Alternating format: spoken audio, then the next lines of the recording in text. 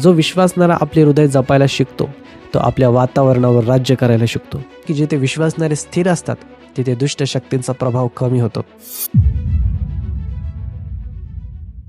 तुम्हाला माहिती आहे का, तुमच्या जीवनातील अनेक संघर्ष जास्त बोलून, वाद घालून किंवा स्वतःचे स्पष्टीकरण देऊन सुटत नाहीत.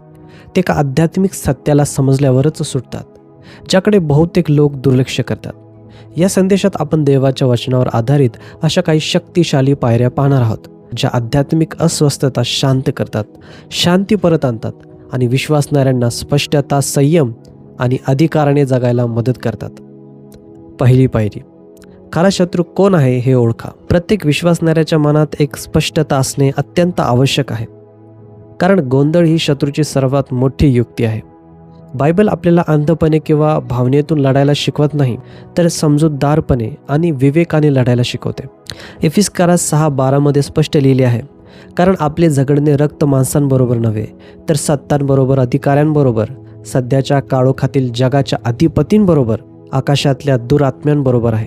याचा अर्थ असा की अनेक संघर्ष बाहेरून मानवी वाटतात, पण त्यांच्या मुळाशी आध्यात्मिक कारण असते. जेव्हा आपण माणसांना शत्रू समजतो तेव्हा आपण चुकीच्या गोष्टींशी लढतो. आपण चेहऱ्यांशी लढतो पण खऱ्या शक्तींशी नाही. व्यक्तीशी लढतो पण आत्मिक प्रभावाशी नाही. त्यामुळे आपण थकतो, नातेसंबंध तुटतात आणि शत्रूला फायदा होतो. येशूने कधीही माणसांना शत्रू मानले नाही. त्याने दुष्ट आत्म्यांना धिक्कारले पण लोकांचा अपमान केला नाही. त्याने आत्म्यांना शांत केले पण व्यक्तीची निंदा केली नाही. यावरून आपण शिकतो की विवेक म्हणजे संशय नाही आणि अधिकार म्हणजे जोर जबरदस्ती नाही, तर सत्यावर आधारित स्पष्टता आहे. कारण 2 कोरिंथ 10:3-5 आपल्याला आठवण करून देते की आपण देहात चालतो पण देहाप्रमाणे लढत नाही. म्हणजे तुमचे चालणे मानवी असू शकते पण तुमचे युद्ध आध्यात्मिक असते. तुमचे बोलणे नैसर्गिक असू शकतात पण संघर्ष अलौकिक असतो.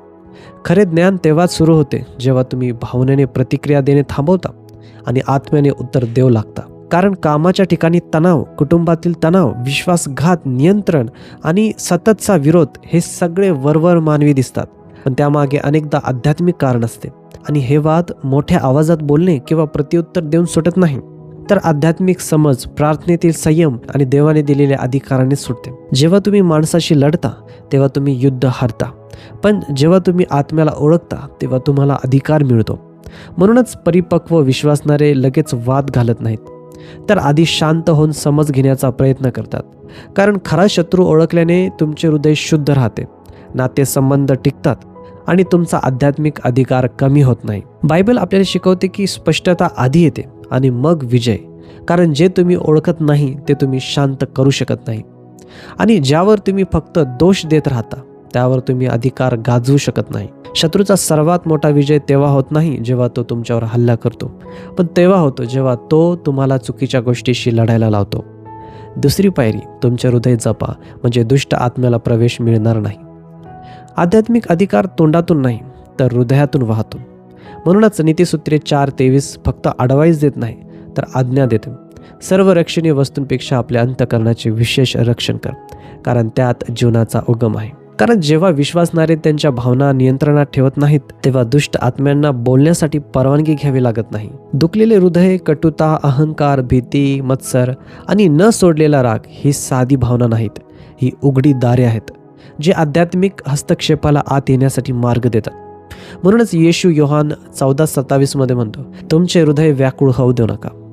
कारण समस्या येणार नाहीत म्हणून नाही, पण व्याकुळ हृदय दुष्ट आवाज वाढवते आणि जपलेले हृदय त्या आवाजाला शांत करते. तुम्ही इतरांमधील आध्यात्मिक विरोध शांत करू शकत नाही जर तुमच्या आत आध्यात्मिक अशक्तपणा चालू असेल, कारण तुम्ही आत जे सहन करता तेच बाहेर प्रगट होते. दैनंदिन जीवनात आपण हे पाहतो, जेव्हा भावना नियंत्रणात नसतात तेव्हा वाद वाढतात, गैरसमज विभाजनात बदलतात, कारण अहंकार झुकत नाही, आणि लहान गोष्टी मोठ्या संघर्षात बदलतात कारण हृदय शिस्तीत नसते. बायबल सांगते की दुष्ट शक्ती भावनिक गोंधळावर वाढतात, पण आतमध्ये शांती आणि शिस्त असेल तर त्या मागे हटतात. शांती म्हणजे कमजोरी नाही, ती नियंत्रण आहे. आणि आत्मसंयम म्हणजे शांत राहणे नाही, तो नियंत्रणात असलेली ताकद आहे. म्हणूनच तुम्ही जे तुमच्या गुप्त जीवनात जपत नाही ते सार्वजनिकपणे तुमच्या विरुद्ध ओरडते. जे हृदय जपलेले नसते ते आध्यात्मिक गोंधळाचा आवाज बनते, पण शिस्त लावलेले हृदय अधिकाराचा गड बनते. जो विश्वासणारा आपले हृदय जपायला शिकतो तो आपल्या वातावरणावर राज्य करायला शिकतो. कारण जिथे शिस्त असते तिथे दुष्ट शक्तींना प्रवेश मिळत नाही. आणि शांती ही निष्क्रिय नाही, ती एक शस्त्र आहे जी अंधाराला प्रवेश, प्रभाव आणि आवाज गमवायला लावते. तिसरी पायरी, भावनांच्या आधारावर बोलू नका. ज्या संभाषणात आध्यात्मिक अधिकाराची गरज असते तिथे भावना पुढे येऊ देणे हे धोकादायक आहे. कारण याकोब 1:19-20 आपल्याला सांगते, माझ्या प्रिय बंधूंनो, तुम्हाला हे कळते तर प्रत्येक माणूस ऐकण्यास तत्पर, बोलण्यास धीमा, रागास मंद असावा. कारण माणसाच्या रागाने देवाच्या नीतिमत्वाचे कार्य घडत नाही. आणि नीतिसूत्रे 21:11 सांगते की मूर्ख माणूस आपल्या सगळ्या भावना बाहेर काढतो, पण शहाणा माणूस त्यांना आवरतो. कारण दुष्ट शक्ती, गोंधळ, मोठा आवाज आणि तत्काळ प्रतिक्रिया यामध्ये वाढतात. पण शांत अधिकार, मोजून बोलणे आणि शिस्तबद्ध शांतता यामुळे त्यांची ताकद कमी होते. येशूने कधीही दुष्ट आत्म्यांशी वाद घातला नाही, त्यांच्याशी चर्चा केली नाही किंवा मोठ्या आवाजात बोलून त्यांना बाहेर काढले नाही.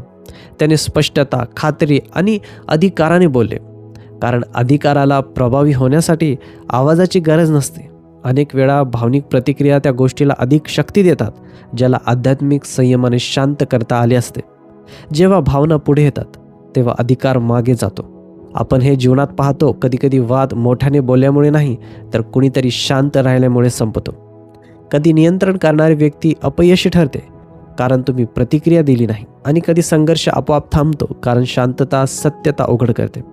बायबल शिकवते की बुद्धीने ठेवलेली शांतता ही पळ काढणे नाही तर एक रणनीती आहे. नियंत्रणात ठेवलेली जीभ आध्यात्मिक अधिकार टिकवून ठेवते आणि शिस्तबद्ध उत्तर दुष्ट शक्तींचा वेग थांबवते. कारण जिथे भावनिक इंधन नसते तिथे दुष्ट शक्ती टिकू शकत नाही. म्हणून थांबणे, मनात प्रार्थना करणे आणि फक्त सत्य आणि शांतीशी जुळणारे शब्द बोलणे हे टाळणे नाही तर खरे नियंत्रण आहे.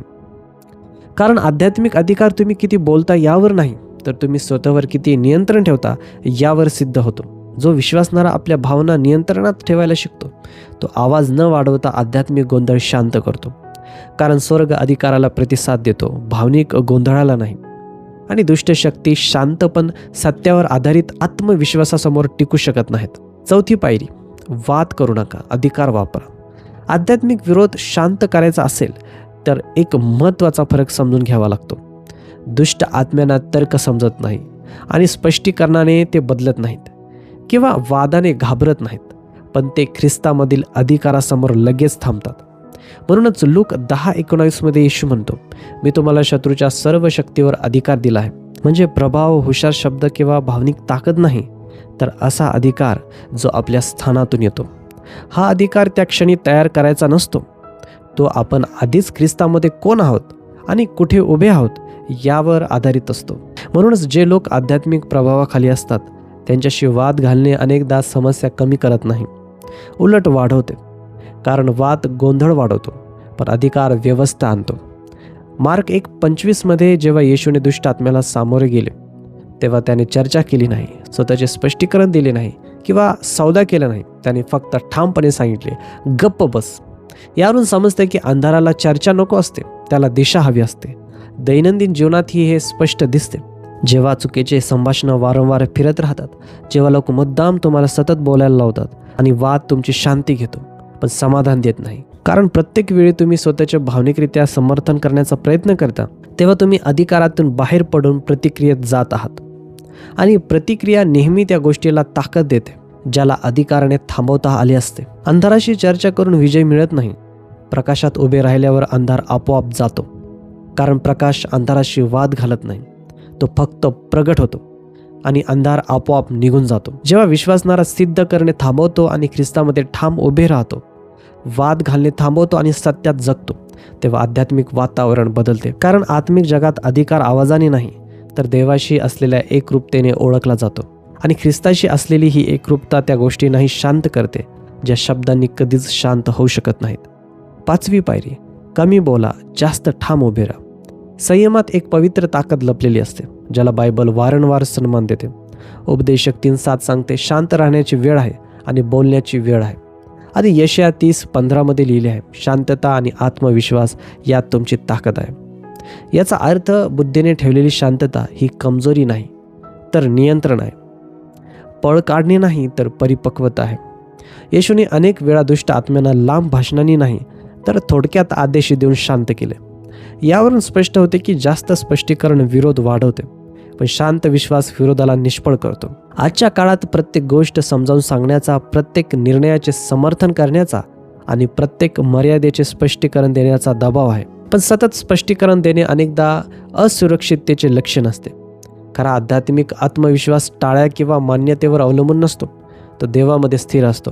कारण सत्यावर आधारलेली शांतता अहंकाराने भरलेल्या वादांपेक्षा जास्त प्रभावी असते. दैनंदिन जीवनात हे असे दिसते जेव्हा तुम्ही अंतहीन चर्चेत अडकत नाही, जेव्हा तुम्ही अशा लोकांना स्वतःचे स्पष्टीकरण देणे थांबवता जे आधीच चुकीचा अर्थ लावण्याच्या भूमिकेत आहेत, आणि जेव्हा तुमची आज्ञाधारकता तुमच्या शब्दांपेक्षा मोठी होते. कारण भावनिक प्रतिक्रिया न देता ठाम उभे राहणे हा अधिकाराचा स्पष्ट संदेश देतो.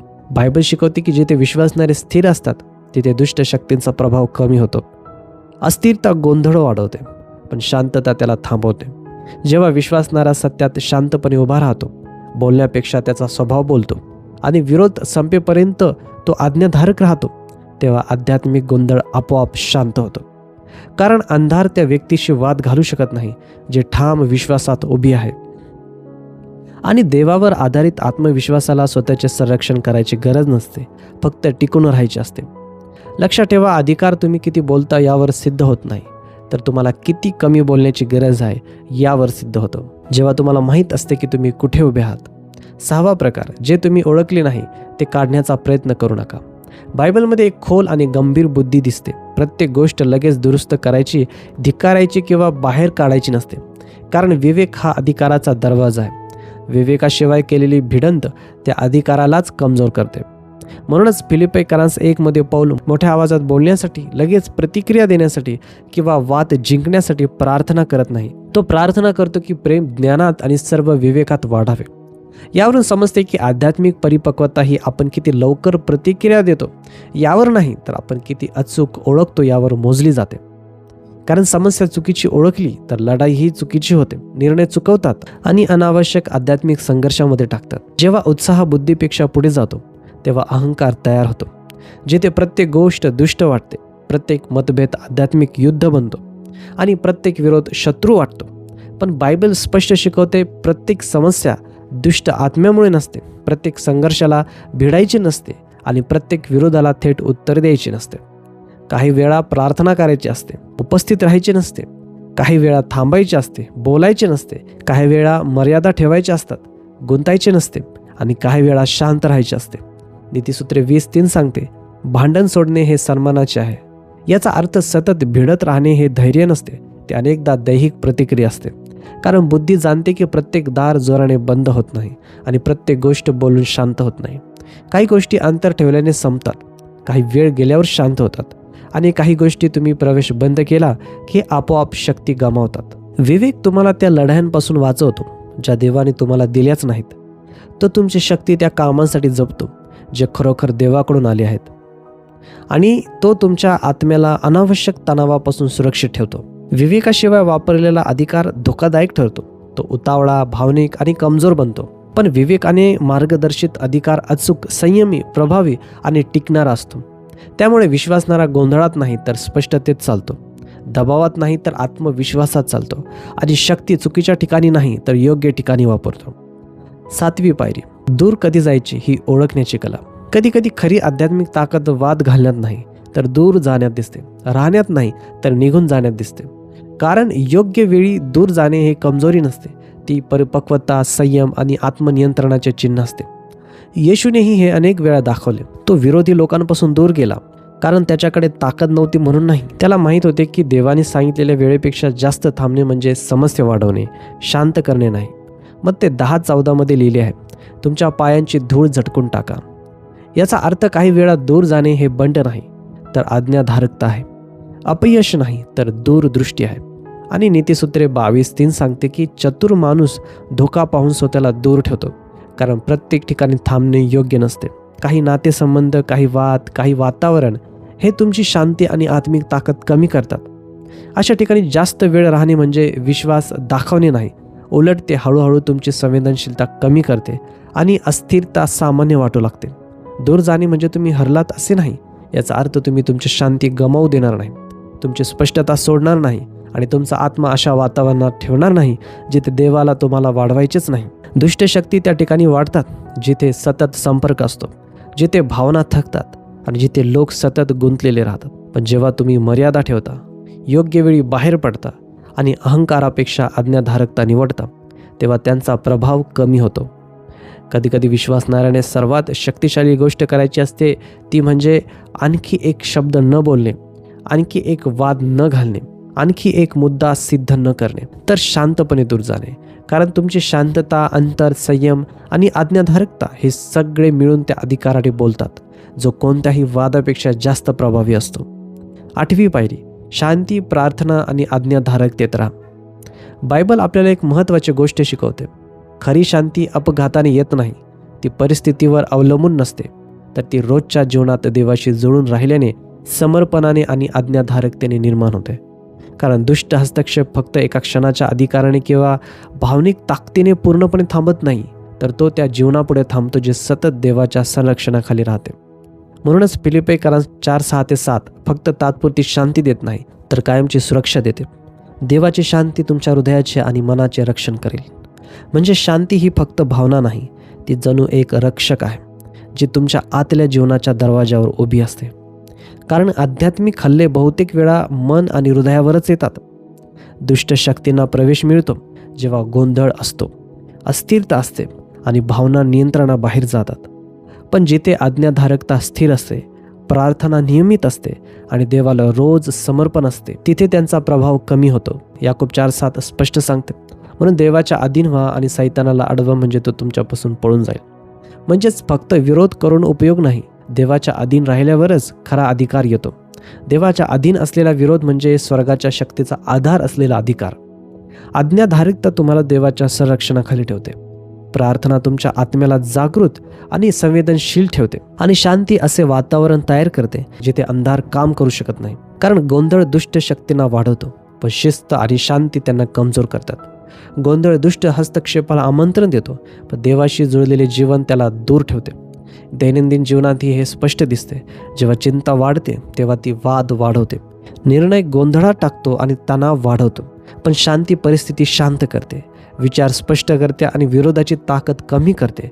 कारण प्रार्थना प्रतिक्रिया येण्याआधी हृदय स्थिर करते आणि आज्ञाधारकता शांतपणे त्या दारांना बंद करते जिथून शत्रू आधी तडजोड, दुर्लक्ष किंवा विचलनामुळे प्रवेश करत होता.